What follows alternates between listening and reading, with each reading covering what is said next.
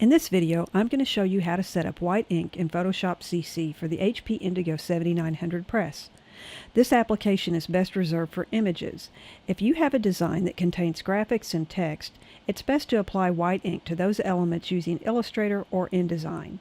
Use white ink in Photoshop primarily for images alone.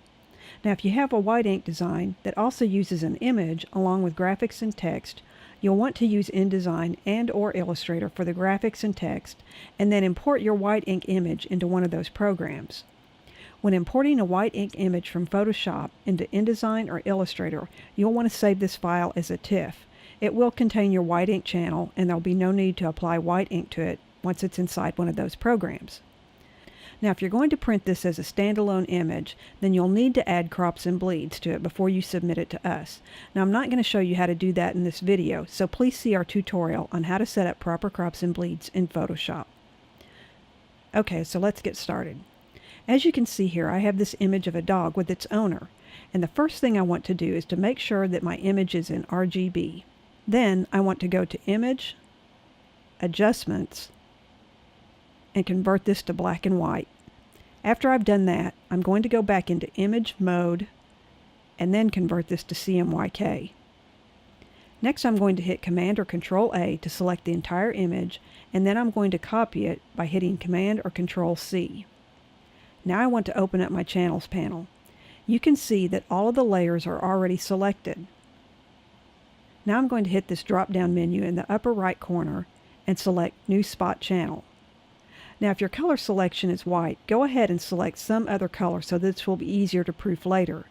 At TPSi, we generally indicate a white ink spot channel using a magenta color, but you can use any color you like. Once you have that done, select the new spot channel layer and paste in the image we copied earlier by hitting Command or Control V. With this spot channel still selected, I'm going to go to Image, Adjustments, and Invert. Now turn off all the CMYK layers and then save your file as a native Photoshop file. Next, save your file as a Photoshop PDF.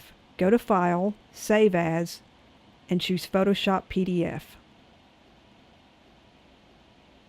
When this panel comes up, please save the preset to Press Quality, change the standard to PDF X4 2010, and check the View PDF After Saving option.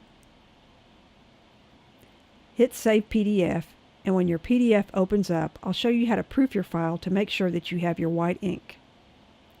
Again, as I mentioned before, if this image is a standalone print and isn't going to be imported into InDesign or Illustrator, you'll want to see some crops and bleeds in your PDF.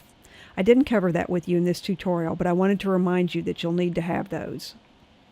In order to make sure that you have your white ink showing up in this file, go to Tools and look for Print Production. Now look for Output Preview.